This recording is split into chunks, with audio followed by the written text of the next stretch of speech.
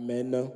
Seulement celui qui croit à ça, celui qui connaît, qui comprend que Dieu seul peut être la solution à nos problèmes, celui qui s'approche d'un cœur sincère, il n'y a que celui-là qui va recevoir quelque chose de la part du Seigneur. Tout celui qui n'est pas droit, c'est celui qui insulte même Dieu, qui pense que Dieu n'est pas capable de lire ce qu'il y a dans son cœur. Il pense que Dieu n'est pas capable de pouvoir voir. Amen. Voilà pourquoi je veux te pousser encore cet après-midi à être sincère devant la présence du Seigneur. Nous sommes là, s'il vous plaît. S'il y a quelque chose à faire, vous le faites discrètement. Vous le dites à l'oreille, mais quand vous faites des gestes, tout le monde vous regarde et il y a la distraction. Ça va, vous allez bien? Que Dieu vous bénisse. Si on peut bloquer, désactiver les autres pistes, parce qu'il y a du bruit. Nous sommes en train de parler de ce thème. On avait juste fait l'introduction la semaine dernière sur le ministère, n'est-ce pas? Le ministère est un don de Dieu, est une grâce que Dieu nous donne, nous fait. Le ministère, c'est l'amour de Dieu. Le ministère, c'est la présence de Dieu.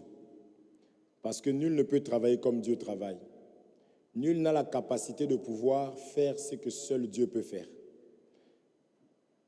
Nul n'avait reçu la capacité de pouvoir libérer l'âme de l'homme.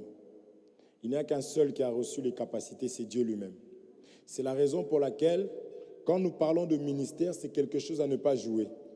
Un ministre, ce n'est pas n'importe qui. Ce n'est pas quelqu'un qui s'improvise. Ce n'est pas quelqu'un qui décide de devenir ministre, il devient comme ça, non. Parce que dans un ministre, il y a des caractéristiques de Dieu en lui. Vous comprenez? C'est un service que l'homme fait. Dans l'ordre des choses, Dieu lui-même, ça c'est dans la prophétie, dans la révélation, c'est ce que nous allons un peu toucher aujourd'hui. Nous devons comprendre que le ministère, c'est Dieu. Vous êtes là. Le ministère, c'est Dieu lui-même. Parce qu'il faut que nous puissions retenir que nul ne peut travailler comme Dieu. Nul n'a reçu les capacités de pouvoir changer la vie d'une personne. Il n'y a personne. C'est pourquoi Dieu fait vraiment qu'une personne puisse naître d'une famille et que les parents soient les plus durs, même si c'est des professeurs, même s'ils sont je ne sais pas comment, même si ce sont des psychiatres, les deux parents sont psychiatres. L'enfant sera toujours compliqué. Vous voyez? Parce que selon le monde, les psychiatres, c'est des personnes qui sont formées, qui étudient, qui comprennent, vous voyez, qui ont réponse à tout. Vous comprenez? Mais même si les deux parents, même si les deux grands-parents ou les quatre grands-parents, même si les quatre arrière-parents, grands-parents, même si les quatre arrière-parents étaient psychiatres, ils ont inculqué ça à leurs enfants, les parents aussi deviennent, ainsi de suite, l'enfant là sera toujours compliqué si Dieu n'intervient pas dans la vie de cet enfant. Et dans la vie des psychiatres là en question aussi, il y aura des complications. Parce que Dieu seul a la capacité de pouvoir apporter la vie dans la vie d'un homme. Dieu seul a la capacité de pouvoir changer un homme. Vous comprenez? C'est pour cela que lorsqu'on dit ministre, ce n'est pas quelque chose à jouer, ce n'est pas quelque chose à blaguer. Je voudrais que quelqu'un se mette à côté de maman, comme ça quand elle dort, vous la bougez un peu, parce qu'il faut qu'elle puisse écouter la parole de Dieu. Vous comprenez ça? Que nous puissions, je prie, ma prière est que nous puissions comprendre l'importance d'un ministre. Ça va? Il faut comprendre l'importance d'un ministre. Accepte d'avoir un mauvais mari. Accepte d'avoir une mauvaise femme. Accepte d'avoir un mauvais médecin. Accepte d'avoir un mauvais patron. Accepte d'avoir un mauvais président de la République. Mais n'accepte jamais d'avoir un mauvais ministre, un faux ministre. La Bible dit, ce sont les garants de vos âmes en tant que conducteurs. C'est pour cela que ce thème est primordial. Il est important de comprendre ça. Mon âme se trouve entre les mains de Dieu. Maintenant, dans la faisabilité, Dieu établit des serviteurs. Ces serviteurs-là doivent apporter ce que Dieu leur a donné. Et lorsque réellement nous recevons ce que Dieu a donné, on voit les caractéristiques de Dieu en nous. Vous comprenez? C'est pour cela qu'il faut enseigner ça, le ministère. Donc nous avions vu la fois dernière que le ministère est un service. Le ministère, c'est un service. L'homme qui arrive a reçu le mandat pour pouvoir exercer un service, pour pouvoir faire un travail. C'est un travail de restauration. Il doit équiper. Pour équiper, il doit d'abord enlever ce qui était. Parce que s'il n'y avait pas besoin de ministère, Dieu n'aurait pas envoyé. Donc s'il envoie, c'est qu'il y a besoin, il est nécessaire pour un travail. Vous comprenez? C'est pourquoi un ministre n'est pas n'importe qui. Un ministre, Dieu doit nous nous enseigner pour que nous puissions réellement comprendre comment est le ministre. Excusez-moi parce que je sais qu'on est très souvent combattu quand c'est comme ça. Est-ce que vous êtes là? Est-ce que vous comprenez? C'est super important, ces choses sont très très importantes. Alors, pourquoi la présence du ministre? Pourquoi le ministère? Il faut savoir que, allons lire cette écriture, on va commencer par là. Regardez. On va lire le livre de Genèse.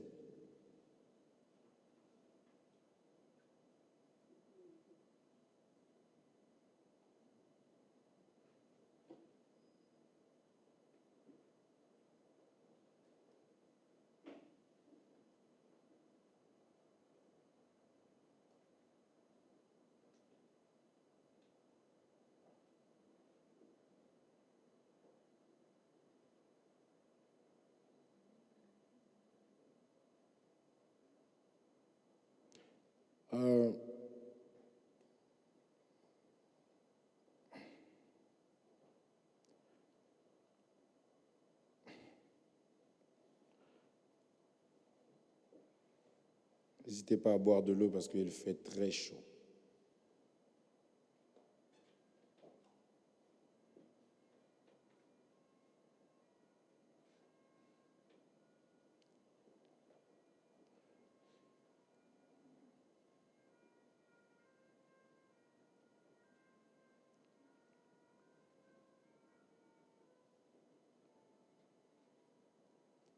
Je cherche la création de l'homme.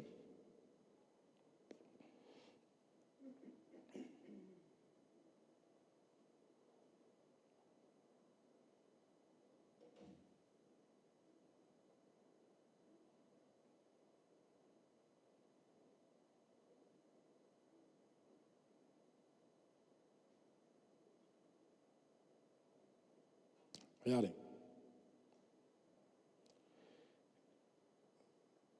Genèse, chapitre 1er.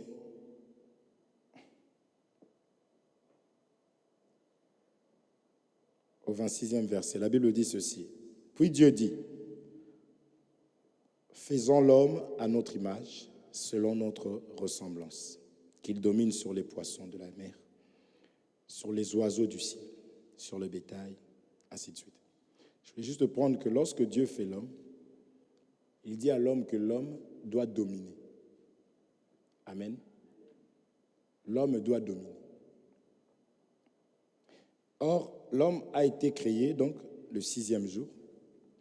Avant ça, Dieu était en train de mettre de l'ordre, parce qu'on nous dit que la terre était informe et vide. Donc Dieu se devait de mettre de l'ordre. Il met de l'ordre, il va créer, il va faire les arbres, il va faire ceci, cela, les animaux. Les animaux ont été même créés avant l'homme. Mais Dieu, quand il va faire l'homme, il va dire « faisons l'homme à notre image, selon notre ressemblance. » Amen. L'homme est l'image de Dieu et à la ressemblance de Dieu. Maintenant, du fait qu'il était à l'image de Dieu, qu'il était à la ressemblance de Dieu, il était obligé, parce que Dieu a mis ses caractéristiques en lui. Donc, l'homme devait être comme Dieu, c'est-à-dire l'homme devait dominer. D'accord? L'homme devait dominer, c'est-à-dire l'homme devait faire comme Dieu. L'homme devait faire tout ce que Dieu fait. Vous êtes là? C'est l'Écriture, n'est-ce pas? Dieu lui dit qu'il va dominer sur les animaux. Il va dominer sur tout. Je préfère aller là pour expliquer, pour que nous puissions comprendre l'importance du ministère, l'importance du ministre. Vous êtes là? C'est pourquoi nous disons qu'il faut bénir, il faut être vraiment dans la joie. Surtout des moments pareils, il faut bénir le Seigneur. Il faut être content. Parce que beaucoup vraiment appellent ministre ce qui n'en est pas. Beaucoup acceptent tout ce qui vient de l'homme.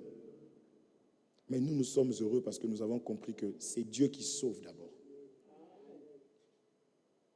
Donc l'homme que tu obéis ne peut pas te dire ou te faire faire des choses qui ne cadrent pas avec la parole qui est le véritable ministre. Vous voyez? Donc il faut être content. L'homme a été créé pour dominer. L'homme devait régner. Il a régné pendant un temps. Vous comprenez? Donc cet homme-là, nous connaissons son nom, il s'appelle Adam. N'est-ce pas? Cet homme s'appelle Adam. Qui peut me dire Adam est mort à quel âge? L'arbre général, c'est là où tu sautes tout le temps. Adam vécu. Regardez.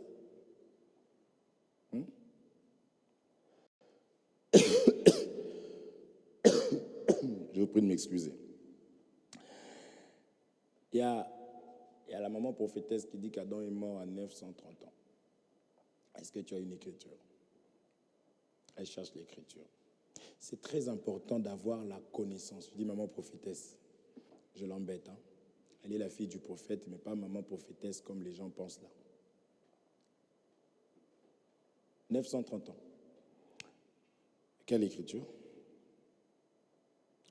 Genèse combien? Genèse 5.5. 5.5. Lisons. Je pose la question.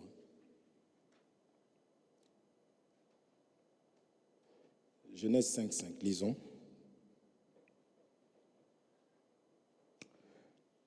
Tous les jours d'Adam vécu furent de 930 ans. Amen. Adam vécut 930 ans. Il a vécu 930 ans pourquoi? Parce que nous savons que selon la parole de Dieu,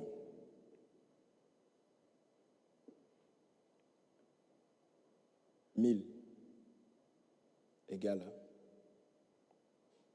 n'est-ce pas? Mais cet homme va vivre 930 ans. C'était une façon encore d'expliquer que il n'a pas pu achever. Vous comprenez? C'est aussi important de comprendre ces choses. Parce qu'on va juste à la base et nous évoluerons. Vous voyez? Il lui manquait combien? 70 ans pour qu'il fasse 1000 ans. Vous comprenez? C'est ce que nous chantons, il était à ton image, tant qu'il gardait la vie, il dominait, tant qu'il gardait ta parole, Adam a rejeté les commandements de Dieu. Ça, par la désobéissance, il n'a pas pu achever sa course. Il n'a pas pu arriver à la fin. Je voudrais te dire, demeurons dans la parole du Seigneur. Dieu a déclaré des choses dans nos vies, il va accomplir ça. Quels que soient les combats, quelle que soit la maladie, quelles que soient les embûches, quelles que soient les épreuves. C'est pourquoi on a chanté « Aide-moi Jésus à m'appuyer sur ton nom ». Tant que cet homme était appuyé à la parole, tant qu'il écoutait la voix de son Créateur, tant qu'il obéissait à son Créateur, il dominait, il régnait. Parce que quand Dieu dit « domine », vous devez comprendre que c'était toute une royauté, tout un royaume.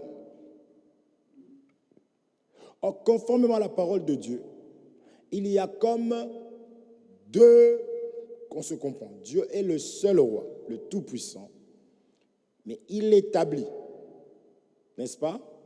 Il établit. C'est lui qui établit aussi d'autres autorités. Mais en vrai, il établit juste une autorité qui est l'ennemi. C'est Dieu qui lui a donné les capacités. Et cette autorité aussi établit d'autres personnes. C'est pour cela que le centenier romain a dit « Moi qui suis soumis, j'ai aussi. » Vous comprenez? Des serviteurs. Moi, j'ai des maîtres, j'ai aussi des serviteurs. Comprenez? C'est ça que nous expliquons, que pour que Dieu puisse t'entendre, pour que toi tu puisses dominer, il faut que tu obéisses à celui qui est au-dessus. Or, celui qui est au-dessus de tous, c'est Dieu. C'est vrai, on dit que toute autorité vient de Dieu. Donc, si nous voulons réussir, il faut aimer avoir l'argent conformément à la parole de Dieu. Vous voyez? Il faut aimer avoir la paix conformément à la parole de Dieu. Si tu cherches une paix, je sais très bien qu'on se comprend, une paix qui n'est pas dans la parole de Dieu, ce n'est pas une paix. Vous voyez? C'est le Seigneur qui donne même le goût. Quand tu manges une nourriture, ton cerveau est en paix, tout est bien, tu manges bien, tu sens les goûts, tu sens tout. C'est Dieu qui donne ça. Parce que tu peux même avoir des millions, mais tu manges, tu n'es même pas rassasié. C'est ça que l'Écriture dit. De la loi au témoignage, si on ne parle pas ainsi, le peuple sera errant. Tu peux avoir la plus grosse voiture, mais tu n'es pas en paix. La plus grande maison, mais tu n'es pas en paix. Nous ne sommes pas les seuls à témoigner ça. Salomon a dit, tout est vanité. Salomon. Qui peut prétendre être plus riche que Salomon? Vous comprenez? Ça, nous disons, vaut mieux peu avec la crainte de l'Éternel qu'un grand trésor avec ses troubles. Et il y a toujours des récompenses. Cet homme avait réellement tout, et en plus donné par Dieu lui-même. Vous êtes là? Mais cet homme a tout perdu. Je veux dire à quelqu'un, dès lors où tu perds la relation avec ton Dieu qui te régénère, qui te donne tout, tu dois considérer que tu n'as rien. C'est pour ça qu'on dit que celui qui a, on ajoutera. Mais celui qui n'a pas, on considère qu'il n'a pas. Parce que avoir, c'est avoir le Seigneur. C'est avoir la lumière, c'est avoir la parole, c'est avoir la paix. On dit maintenant que celui qui n'a pas, moi je crois qu'on allait dire celui qui n'a pas, bah bien fait pour lui. Non, on a dit celui qui n'a pas, on notera même ce qu'il a. Oh. Non, c'est-à-dire que dès lors où je ne mets pas Dieu devant moi, dans tout dans ma vie, dans mes projets, je dois comprendre que ce que j'ai, je n'ai pas. Ce que je pense avoir, je ne l'ai pas. Parce que celui qui sécurise, celui qui garde, c'est Dieu. C'est pourquoi je disais que Dieu vous bénisse, nous qui entendons ces choses. Amen. Parce qu'on prend cet exemple, nous sommes toujours dans le ministère, nous allons vraiment expliquer par la grâce du Seigneur, on prend toujours l'exemple de cet homme, parce que Dieu doit toujours prendre un modèle. qu'il a établi. Il a tout donné à cet homme. Vous comprenez?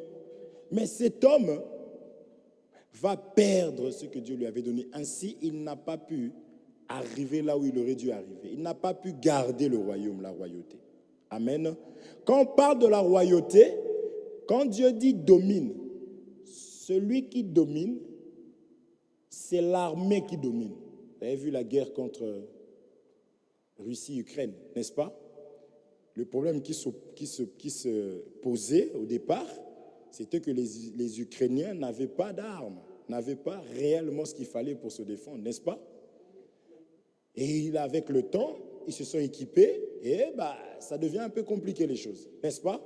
Donc quand Dieu donne à cet homme-là la capacité de dominer, ainsi de suite, ce n'était que l'image du royaume. Amen. Oui, parce que Jésus dit, mon royaume n'est pas de ce monde. N'est-ce pas? Il était question de... Donc quand on parle de la force, de la puissance, c'était tout simplement toute une royauté. Maintenant, Adam va perdre cela. Il a perdu les capacités, la force, la puissance qui lui a été donnée. Vous êtes là? Je vais là-bas. C'est important de comprendre les origines. Avant d'aller expliquer maintenant, vous allez mieux comprendre la raison du ministère. Vous comprenez? Il a perdu ça. C'est pourquoi on a vu maintenant que il est mort à 930 ans. Est-ce que vous comprenez? Parce qu'il est question du royaume. C'est pourquoi j'ai dit que nous qui avons le ciel, il faut veiller, il faut garder le ciel. Vous comprenez? Il ne faut pas seulement répéter la parole. Il ne faut pas seulement dire que nous connaissons. On connaît, on nous a parlé, non. Il faut garder le royaume. Il faut garder le ciel. Il faut pratiquer la parole de Dieu, c'est ce que je voudrais dire. Il faut vivre la parole de Dieu. C'est une vie. Amen. Donc, il lui manquait 70 ans. Lisons ce qu'on est en train de nous dire par rapport à 70, ici, à comprendre. Ésaïe chapitre 23, verset 15. Ésaïe chapitre 23, verset 15.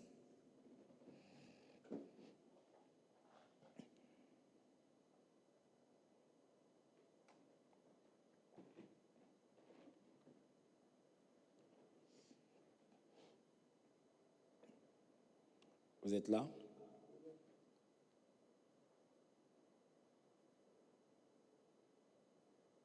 Regardez ce qui est écrit. On nous dit ici, alors la ville de Tyr sera oubliée pendant 70 ans. Est-ce que vous comprenez? Je prends par Louis II, on nous dit ceci. En ce temps-là, Tyr tombera dans l'oubli 70 ans. Amen. Vous comprenez? Adam est tombé dans l'oubli. Il lui a manqué 70 ans. Est-ce que vous comprenez ça? Parce qu'il est question du royaume, il est question de la force. Je veux dire à quelqu'un, pour dominer, il faut avoir la puissance. Voilà pourquoi on a vu, je vous ai donné quoi? Le pouvoir de marcher. Vous comprenez ça? Sûr.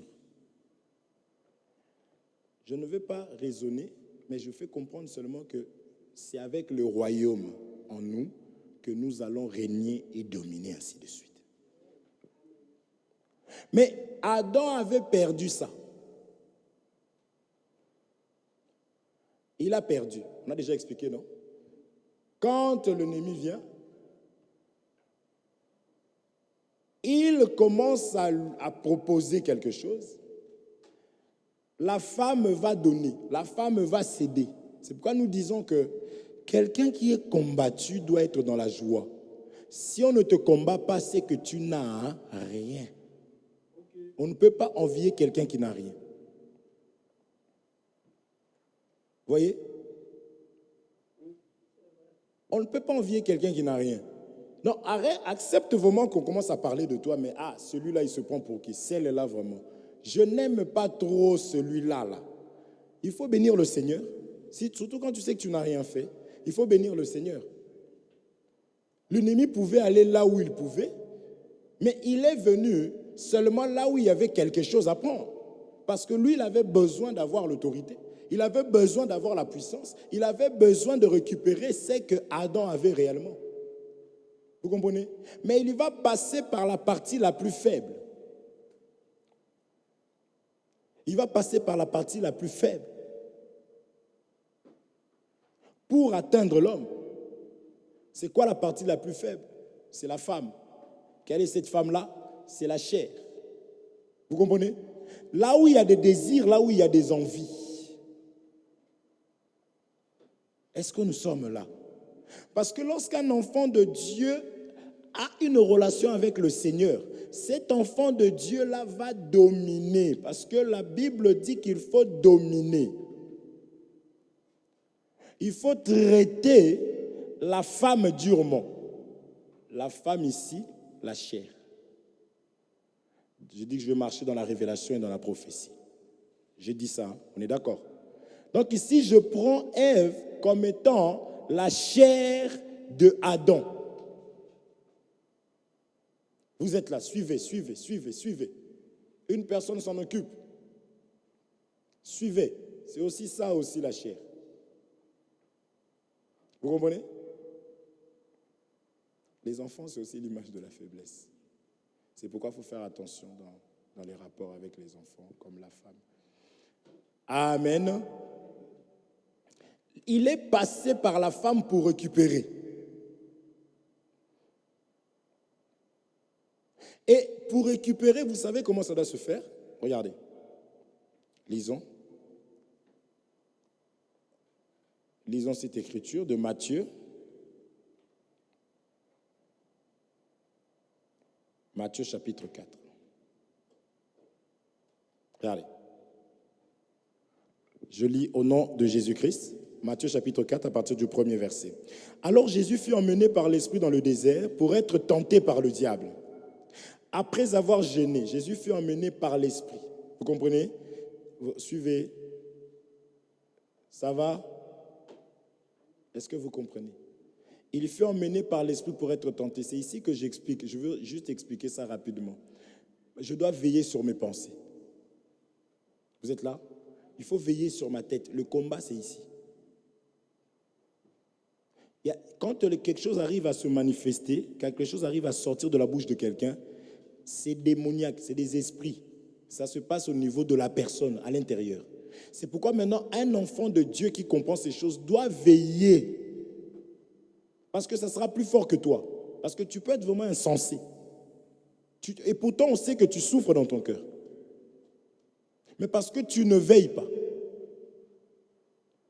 Quand tu ouvres la bouche, sottise. Parce que tu es déjà assiégé. Ce qu'on a appelé caverne des démons, de voleurs. C'est ça qu'on a appelé le fou de Gadaran. Je ne sais pas si vous comprenez. Je dis ça pour encourager à être dans la prière, à aimer les partages.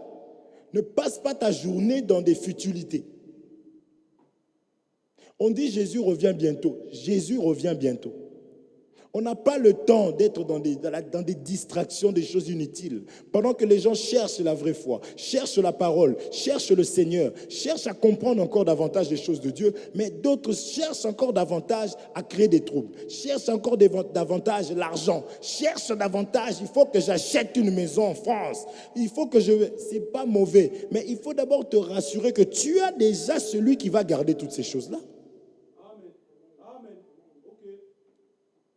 Il y a même des gens qui n'ont pas l'enseignement que nous avons, mais qui disent non, je ne veux pas avoir des enfants dans ce temps-là. J'ai peur pour mes enfants. Mais tu verras quelqu'un qui pleure, son souci c'est d'avoir un enfant, un quatrième enfant, un septième enfant. Oh, il m'en faut. C'est ça son souci. Est-ce que vous comprenez? Tu vois que la personne en a déjà 4, 5 qu'elle n'arrive pas à maîtriser. Vous le voyez, vous tous. Mais la personne là, moi, vous voyez, comprenez. C'est pourquoi je dis qu'il faut garder le royaume. C'est ça qui va te protéger contre d'autres royaumes. Sinon, tu seras assiégé. Tu es conduit. Quand tu parles, tu mens face, tu mens. Tu oublies que tu avais menti, tu remens. Tu essayes encore de corriger, tu mens encore davantage. Parce que tu es conduit par quelqu'un. Or, il faut faire très attention. Vous comprenez ça? L'esprit, les choses commencent ici. Il faut déjà que dans ma tête, quand je commence à avoir des mauvaises pensées au nom de Jésus-Christ, quand je commence à penser du mal de mon frère au nom de Jésus, et ce qui est encore diabolique, c'est quand tu arrives maintenant à sortir ça aussi. Ah, tu vois la sœur là-bas, là. Donc vraiment, c'est que tu es vraiment. Parce qu'il y a des gens qu'on peut délivrer rapidement parce que la personne, elle est juste dans la ville, dans la place publique. Mais il y en a qui sont dans la forêt, au fin fond là-bas, entourés des épines. Vous comprenez? Le bien devient mal, le mal devient bien. C'est-à-dire, si on te dit, bon, là, il faut que tu travailles pendant 2 mois, tu ne vas pas rentrer à la maison, même si la personne a des enfants. Est-ce que la personne va accepter? Oui, c'est le travail, j'en ai besoin, c'est normal. Bon, il faut aller à l'église 20 minutes. Ah, ben écoute, si je rate l'église aujourd'hui, ce n'est pas grave. C'est-à-dire que les choses, c'est ça un insensé. Pour lui, manger dans la poubelle, c'est plus propre que de manger dans une assiette, dans une maison. Et ça que j'explique qu'il faut veiller. Il faut veiller parce que quand tu perds la royauté, la première des choses que nous voyons, c'est quoi? C'est la nudité. Est-ce que vous comprenez? Les insensés n'aiment pas les vêtements. On va arriver. Ici, alors Jésus fut emmené par l'Esprit dans le désert pour être tenté par le diable. Après avoir jeûné 40 jours et 40 nuits, il eut faim. Le tentateur s'étant approché, lui dit, « Si tu es fils de Dieu, ordonne que ces pierres deviennent des pains. » Jésus répondit, « Il est écrit, l'homme ne vivra pas seulement de pain. » Pardon, l'homme ne vivra pas de pain seulement, mais de toute parole qui sort de la bouche de Dieu. Le diable le transporta dans la ville sainte, le plaça sur le haut du temple et lui dit, « Si tu es fils de Dieu, jette-toi en bas, car il est écrit, il donnera des ordres à ses anges à ton sujet. » Vous voyez, on est en train d'expliquer le ministère, parce que ça c'est important. On n'utilise pas la parole de Dieu pour satisfaire un homme. La parole de Dieu, tout ce qui existe par lui et pour lui-même. Vous comprenez? Les cantiques que nous chantons, c'est pour la gloire de Dieu. Tout ce que nous faisons dans une église, c'est pour le Seigneur. Il faut qu'il y ait des écritures qui nous appuient. Lorsque un homme, dit serviteur de Dieu, commence à faire des choses qui sont contraires à la parole de Dieu, il faut déjà comprendre que c'est des signaux. Est-ce que nous sommes là? Parce que c'est ça que le ministre ici, là, le faux ministre Satan est en train de faire. Je continue. Le diable ordonne un sujet et il donne même une écriture. Il te portera 7. Jésus lui dit, il est aussi écrit, tu ne tenteras point le Seigneur, ton Dieu. Le diable le transporta encore sur une montagne très élevée, lui montra, regardez maintenant ici, tous les royaumes du monde et leur gloire. Vous voyez? Et lui dit, je te donnerai toutes ces choses si tu te prosternes et m'adores. Vous comprenez?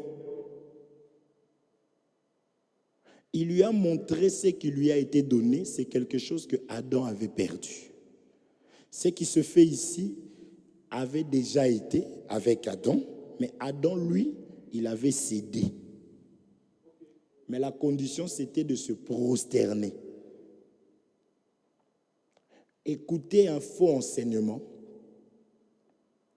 écouter un mauvais conseil, même au niveau de tes pensées, nous répondons, donne-moi l'écriture. C'est déjà se prosterner. Marchant dans la révélation, je ne vais pas prendre de prosterner comme quelqu'un qui se met à genoux. Pour se prosterner, c'est mourir. Est-ce que vous comprenez? Est-ce que vous suivez? C'est accepter d'être dominé. Amen. Mais il a aussi donné, il a dit cela, ces choses-ci lui a été données dans Genèse chapitre 3. Quand l'homme avait accepté de l'écouter, avait accepté d'obéir. Vous êtes là? Mais Jésus, lui, ça n'a pas marché. C'est pourquoi je disais que quand Adam devait mourir à 930 ans parce que il a accepté, n'est-ce pas? C'est ce qu'on a vu là-bas dans Isaïe, non? Vous comprenez? Je marche tout doucement. Est-ce que vous comprenez?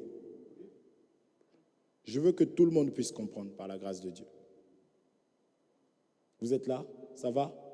C'est comme cela que quand nous disons souvent que je ne peux pas être là, tu vois un bien-aimé qui arrive, qui vient, qui commence à me raconter des choses qui n'ont ni tête ni queue.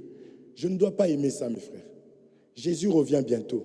Nous avons besoin d'arranger encore davantage. Nous avons besoin de nous préparer, de nous équiper encore davantage. Je n'ai pas le temps d'être dans des querelles. Si tu vois que la personne là, quand elle arrive chez toi ou quand elle t'appelle, t'enlève la paix, tu as le droit de fuir. Je vous dis la vérité. Vous comprenez? Tu as le droit d'arrêter la relation. Cette relation est nuisible pour moi. On dit ça. On est d'accord? Tu as le droit d'arrêter la relation. Tu dis, écoute, excuse-moi, mais vraiment, le temps qu'on passe ensemble, après avoir essayé, parce qu'il y en a, tu lui dis, ça change de sujet. Vous voyez? Tu fais ça, ça part là-bas. Mais qui marche comme ça? C'est le serpent? Tu fais ça, ça... Je vous ai déjà expliqué et je donne ce qui est écrit. Parce que là-bas, Jésus va dire, retire de toi, retire-toi de moi, Satan. Amen. Il va même dire à Pierre, arrière de moi, Satan. Il y a des choses à expliquer là-bas. Mais je prends ça comme ça par rapport à la connaissance que je suis en train de donner. Est-ce que vous comprenez? Tu as le droit, tu n'as pas péché. La seule personne que tu ne dois pas offenser, c'est Dieu. Parce que Adam a fait l'erreur. Et il a tout perdu. Vous comprenez? Vous êtes là? Maintenant, lorsqu'il le perd, il doit se retrouver nu. Parce que le royaume de Dieu est aussi symbolisé par les vêtements. Je vais donner l'écriture. C'est la raison pour laquelle il s'est retrouvé nu. Pour démontrer que, c'est vrai que lui-même, il a vu qu'il était nu. Or, la Bible dit qu'il était nu. Il n'en avait point honte. Donc, il y a nudité et nudité. Amen. Et cette nudité-là, la seule personne mandatée, préparée, équipée à pouvoir enlever, c'est le ministère.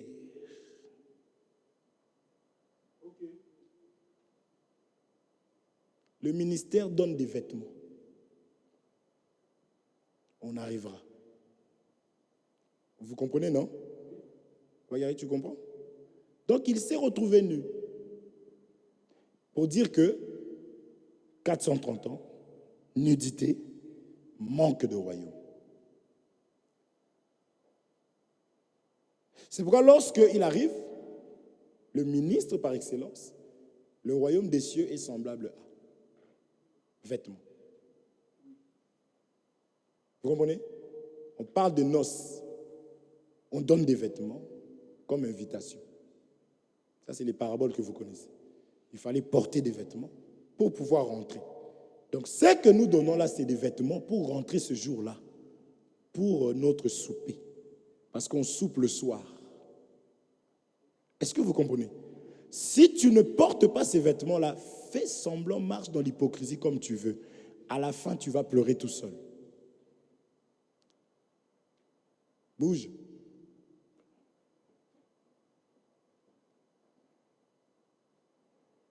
Est-ce que vous comprenez? Vous comprenez? C'est important. C'est ça qu'on a appelé l'amour.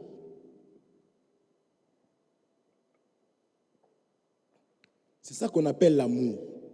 L'amour consiste à donner la parole, l'enseignement. Et mes brebis, la parole de Dieu dit, c'est des brebis de Dieu. Ce n'est pas des brebis des hommes. Je suis dans la révélation, dans la prophétie. Vous n'êtes pas mes brebis, vous n'êtes pas les brebis de l'apôtre, vous êtes les brebis de Dieu. Vous comprenez ça? Oui. Je suis dans la révélation, dans la prophétie, je reste comme ça. Tout revient à Dieu. Maintenant, quand on fera le doctorat, quand on descendra dans la connaissance, vous comprenez? Là, maintenant, on va expliquer comment ça se passe. OK? Et dans la doctrine. Mais là, je donne la part de Dieu. Vous suivez? C'est là qu'on explique aussi qu'il est interdit d'appeler quelqu'un papa. Parce qu'il n'y a qu'un seul père, c'est Dieu. Vous comprenez? Il n'y a qu'un seul père, c'est Dieu. Moi, je viens ici, je viens avec la parole de Dieu. Et un ministre, c'est un eunuque, donc il n'a pas de semence. Donc c'est normal qu'il puisse prendre ce qu'on lui a donné, et il vient, il donne. Vous comprenez? Et qu'est-ce qui va se passer? Les gens vont être engendrés au travers de la parole de Dieu. Maintenant, s'il faut appeler quelqu'un papa, vous allez appeler qui papa? Dieu. Vous suivez? Vous comprenez? Moi, je suis un frère comme vous. Est-ce que vous suivez? David et Ézéchiel tels qu'ils sont là. Je dis à David, David, fais attention, nanani, nanana, faites ceci, faites pas cela. Maintenant, je m'en vais. Ils sont frères, c'est mes enfants. Là, je parle de Dieu qui donne des ordres, il s'en va. Maintenant, Ézéchiel arrive. David lui dit, écoute, papa a dit, papa a dit, papa a dit. Il donne la parole de papa. Ézéchiel accepte quoi? Est-ce qu'on va dire qu'il devient l'enfant de David? Je ne sais pas si vous comprenez. Il n'y a qu'un seul père. Là. Vous m'entendez? C'est super important et c'est très, très, très capital. C'est bien, Isabelle. Est-ce que vous comprenez?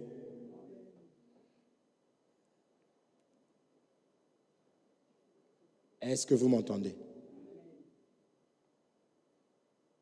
Tout ça pour que nous puissions comprendre l'importance de l'enseignement et du ministère. Ça, nous disons appeler les gens papa dans l'église, papa, papa, comme les gens établissent ça. En tout cas, je ne vois pas de fondement biblique. Je n'en vois pas.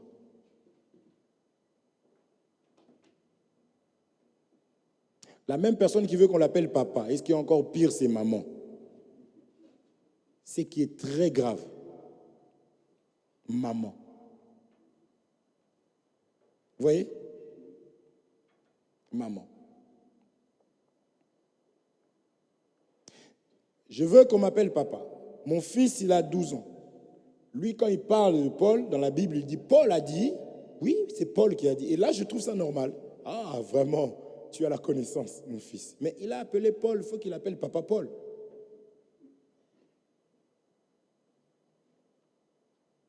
Vous voyez? Ce qui est encore très grave, c'est Abraham. Donc, pour que moi je t'appelle papa, commence d'abord par, toi quand tu parles, appelle papa Abraham, papa, maman Sarah, maman, tout, même ta famille. Vous comprenez? Oui. Entre parenthèses, hein, c'est pour que vous puissiez juste comprendre un peu. Ce n'est pas un péché. D'ailleurs, quelqu'un peut t'appeler papa, mais si tu vois l'impolitesse, les mots qu'il sort après, tu te dis, il fallait même m'appeler, même toi là. Voyez? Non. Adam va perdre ses vêtements. Il doit sentir qu'il est nu. Parce que frère, tu peux tout avoir, mais si tu n'as pas le Seigneur, si tu n'as pas la parole, si tu n'as pas l'enseignement, considère-toi malheureux. Et dis-toi que tu n'as rien. Même si tu as des grandes maisons, il faut dire je n'ai rien. Parce que tu peux dormir et te réveiller et savoir que tu n'as rien du tout. Même si tu avais 100 000 euros en banque, il faut dire que franchement, je n'ai rien. Ça peut sauter la bourse, je ne sais pas quoi, tu vois dans ton compte, tu vois ton argent descendre. Vous comprenez? C'est pourquoi il faut bâtir sur le roc. Il faut bâtir en Jésus-Christ, il faut miser en lui. C'est le seul qui ne ment pas. Lorsque lui, il garde. Vous voyez? Nul ne peut toucher. Et celui qui garde sans que lui garde, il garde en vain.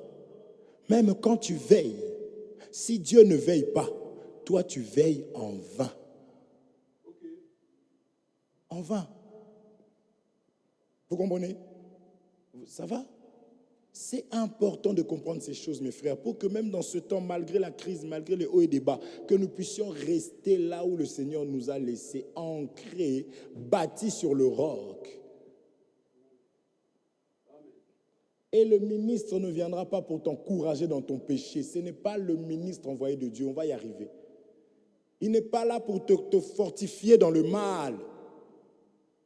Il faut être honnête de dire, mais non. C'est pour cela qu'il faut écouter. Quand tu rencontres un vrai serviteur de Dieu qui craint Dieu, il faut s'accrocher. Il faut aimer. Amen. Okay. Il faut s'accrocher. Parce qu'il y a des serviteurs vraiment tels que nous sommes là avec mon bien-aimé Dieu merci. Je dis, écoute, va me chercher la petite là-bas. Là. Il sait que je suis marié. Il y a des serviteurs qui font ça. Et lui aussi, il va, il fait. Donc, il comprend que c'est quelque chose qui est naturel et normal. Donc, il faut bénir Dieu de rencontrer, d'être là. Voyez. Il faut bénir le Seigneur. Quelqu'un qui a la crainte de Dieu, c'est quelqu'un qui vient de Dieu. Un ministre. C'est quelqu'un qui vient de Dieu. Vous comprenez? Non, notre cher ami se retrouve nu. Et lisons cette écriture. Tu comprendras pourquoi quand tu fais un rêve que tu es nu, tu comprendras ce que ça veut dire. 1 Samuel chapitre 15 verset 27. 1 Samuel 15 27.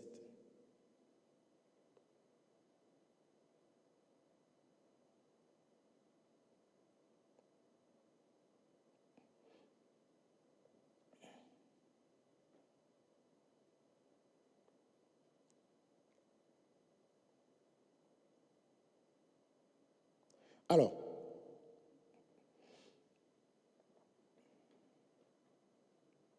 regardez, on va commencer à partir du premier verset. On va s'arrêter à là.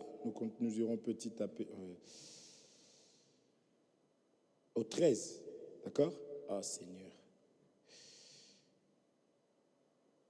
Ok. Oh mon Dieu.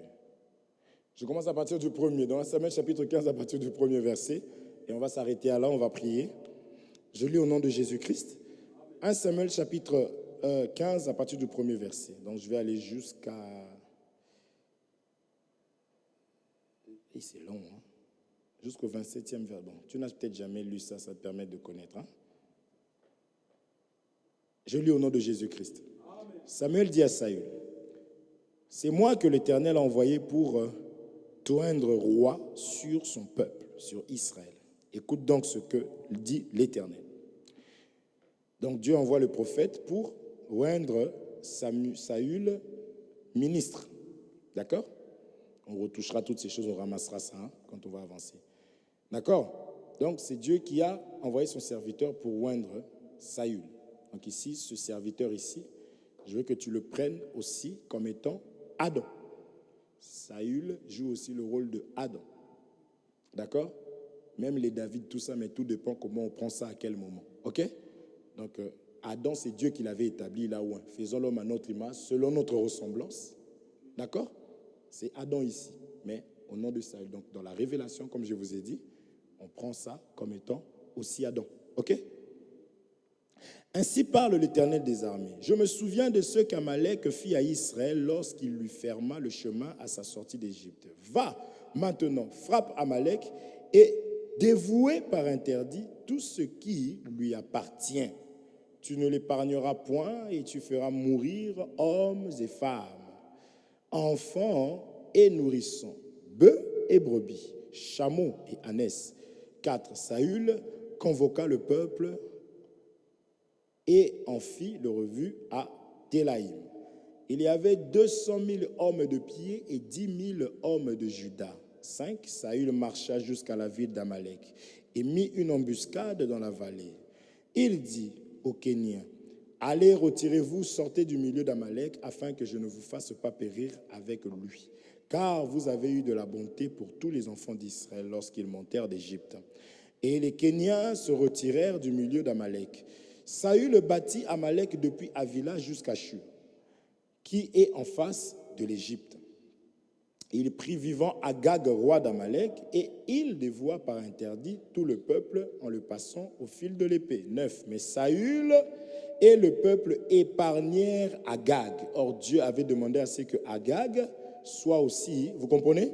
Mais on nous dit mais. Voyez, il va ici épargner, faire sa propre volonté en tant que roi, en tant que ministre de Dieu. Voyez, 9. Mais Saül et le peuple épargnèrent Agag et les meilleurs brebis, des meilleurs bœufs, les meilleures bêtes de la seconde portée, les agneaux gras et tout ce qu'il y avait de bon. Ils ne voulurent pas le dévouer par interdit. Vous comprenez? Ça, c'est un ministre charnel. Vous comprenez? Ici, il est en train de se prosterner devant Satan pour accepter les biens, la gloire du monde. Matthieu 4. OK? Ils ne voulurent pas le dévouer par interdit, ils le dévouèrent seulement tout ce qui était méprisable et chétif. 10. L'Éternel adressa la parole à Samuel et lui dit, je me repens d'avoir établi Saül pour roi, car il se détourne de moi et il n'observe point mes paroles. Vous suivez? Samuel fut irrité, il cria à l'Éternel toute la nuit, il se leva de bon matin pour aller au-devant de Saül, et on vint lui dire, Saül est allé à Carmel, et voici, il s'est érigé un monument, puis il s'en est retourné, et passant plus loin, il est descendu à Gilgal. Samuel se rendit auprès de Saül, et Saül lui dit, sois béni de l'Éternel. J'ai observé la parole de l'Éternel. Vous voyez les mensonges quand ça prend quelqu'un? Vous comprenez? Il sait ce qu'il vient de faire, mais devant même l'homme de Dieu, il ment. Ça, je vous dis que si tu sais que tu es esclave du mensonge, pendant que tu écoutes cette parole-là, fais un travail, approche-toi, nous prierons. Parce que quand il sera trop tard, ça sera compliqué. Vous comprenez? C'est ça l'amour de Dieu. Nous ne sommes pas meilleurs parce que nous sommes ici, non. Vous comprenez? Mais nous devons, quand on écoute la voix de Dieu qui t'appelle, par même ce message, il faut te repentir. Donc, j'en étais à ouf. Voilà, j'ai observé, donc au 13 là, donc Samuel se rendit auprès de Saül et Saül lui dit, sois béni de l'Éternel. J'ai observé la parole de l'Éternel. Samuel dit, qu'est-ce donc que ce bêlement de brebis qui parvient à mes oreilles et ce mugissement de bœufs que j'entends? 15. Saül répondit, ils les ont emmenés de chez les Amalécites parce que le peuple a épargné les meilleurs. Vous voyez comment il montre ce genre de ministre? J'arriverai. Je fais ça pour ne pas perdre le peuple. En fait, ce peuple-là, il faut savoir, on n'est pas là-dedans. Vous comprenez? C'est toujours le peuple. Or, toi, tu es berger, tu reproches la brebis. Non, ce n'est pas moi, c'est la brebis. C'est ça, moi, j'ai quelque chose contre les gens. Ce n'est pas moi. Tu es toujours, ce n'est pas moi, ce n'est pas moi. Non, il ne faut pas être comme ça. Il faut être déjà capable d'assumer. Est-ce qu'on se comprend? Ce n'est pas le but de dire ce n'est pas moi. Vous comprenez? Saül répondit, ils ont amené de chez les Amalécites parce que le peuple a épargné les meilleurs brebis et les meilleurs bœufs afin de les sacrifier à l'Éternel. Vous voyez? Avec une écriture maintenant. Vous comprenez? Il ment avec une écriture. Tout est au nom de l'Éternel. Ton Dieu.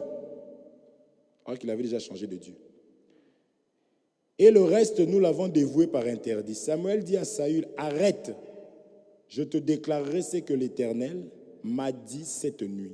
Et Saül lui dit, pas. Samuel dit, lorsque tu étais petit à tes yeux, n'es-tu pas devenu le chef des tribus d'Israël? Lorsque tu étais petit à tes yeux, lorsque tu te minimisais toi-même, tu savais vraiment qui tu étais. Vous comprenez? N'es-tu pas devenu le chef des tribus d'Israël? Et l'Éternel ne t'a-t-il pas oint pour que tu sois roi d'Israël? L'Éternel t'avait fait partir en disant, va et dévoue par interdit ces pécheurs, les Amalécites, Tu leur feras la guerre jusqu'à ce que tu les aies exterminés. Pourquoi n'as-tu pas écouté la voix de l'Éternel? Pourquoi t'es-tu jeté sur le butin? Voyez, l'argent. Et as-tu fait ce qui est mal aux yeux de l'Éternel? Saül répondit à Samuel, j'ai bien écouté la voix de l'Éternel et j'ai suivi le chemin par lequel m'envoyait l'Éternel. Vous comprenez?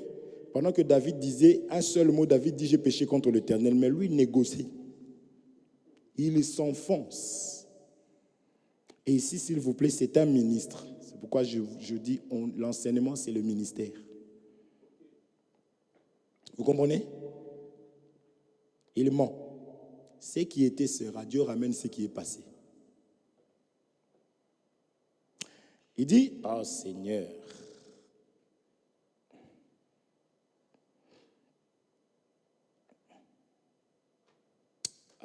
je me suis arrêté où là? Au 20. Au 20. Saül répondit à Samuel, j'ai bien écouté la voix de l'Éternel et j'ai suivi le chemin par lequel m'envoyait l'Éternel. J'ai emmené Agag, roi d'Amalek, et j'ai dévoué par interdit les Amalécites. Mais le peuple a pris le butin, ainsi de suite, ainsi de suite, ainsi de suite, promise d'être dévoué afin de sacrifier à l'Éternel. 22. Samuel dit, l'Éternel trouve-t-il du plaisir dans les holocaustes et les sacrifices, comme dans l'obéissance à la voix de l'Éternel? Voici l'obéissance vaut mieux que les sacrifices. Et l'observation de sa parole vaut mieux que la graisse des béliers. 23. Car la désobéissance, écoutez-moi ça, écoutez s'il vous plaît. Car la désobéissance est aussi coupable que la divination et la résistance ne l'est pas moins que l'idolâtrie et les théraphies. Vous voyez quand on dit qu'il faut briser des autels. Tu mens, tu bâtis. Toi-même. Tu désobéis. Tu bâtis toi-même. Je ne sais pas si on se comprend. C'est important. Je désobéis à la parole de Dieu. Moi-même, je bâtis les autels.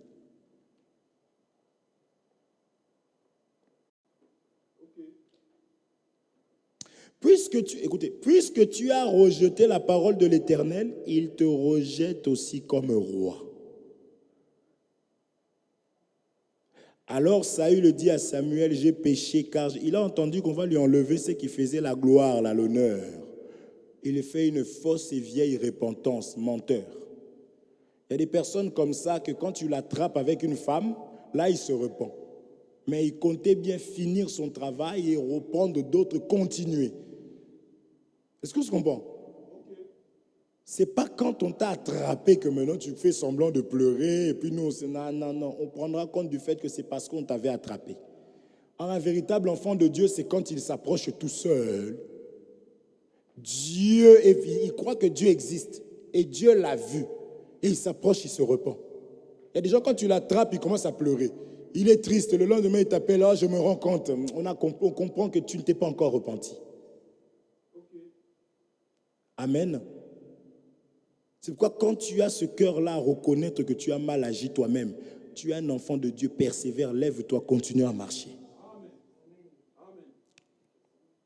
Alors Saül dit à Samuel, j'ai péché car j'ai transgressé l'ordre de l'Éternel et je n'ai pas obéi à tes paroles. Je craignais le peuple et j'ai écouté sa voix. Toujours le peuple. Il y a un ministre qui a peur du peuple. Parce que si tu mets la parole de Dieu, ils ne vont plus donner l'argent pour le loyer. Ils ne vont plus te donner la dîme. Ils vont être moins à l'église, ils vont se démotiver. Je dis, Seigneur, merci, qui se démotivent. Ça veut dire que ceux-là, c'est ceux qui allaient me faire maigrir davantage. Déjà que, regardez vous-même. Est-ce que vous comprenez? Eh oui. Dès qu'il se passe un petit truc, que tu vois les faibles. C'est ça que quand on choisit des personnes qui marchent réellement, même qui doivent servir, c'est des personnes qui ont combattu et lutté avec nous. Ce n'est pas des gens dès qu'on fait, on ne voit plus. Des bébés, ceux-là, il faut les laisser là-bas. Venir, on les laisse tranquilles. Mais dans le service, on va compter sur des personnes qui sont debout et qui combattent le bon combat dans la foi. Donc, ministre, il a peur du peuple. Donc, il est ministre du peuple. Vous comprenez? Il sert le peuple. Si je parle ici, ces frères ici, là, ils ne vont plus payer le loyer de l'église. On va fermer l'église, les gens vont dire que je n'étais pas serviteur. Est-ce que vous comprenez?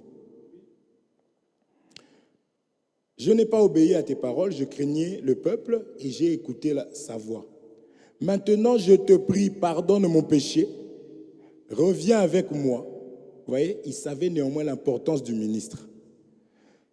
Reviens avec moi, bon, ministre, là, c'est Samuel prend le prophète de Dieu, c'est l'image de Dieu, hein, n'est-ce pas? Mais on arrivera, on ramassera toutes ces choses. Maintenant, je te prie, pardonne mon péché, reviens avec moi et je me prosternerai devant l'Éternel. Donc, il s'est déjà prosterné devant Satan et il donne des conditions pour maintenant se prosterner devant l'Éternel. On arrivera. Samuel dit à Saül, je ne retournerai point avec toi car tu as rejeté la parole de l'Éternel et l'Éternel te rejette, afin que tu ne sois plus roi sur Israël. Et comme Samuel, écoutez maintenant ça, c'est ici que j'étais venu, c'est ça que j'étais venu chercher. Comme Samuel se tournait pour s'en aller, Saül le saisit par le pan de son manteau, d'accord? Qui se déchira.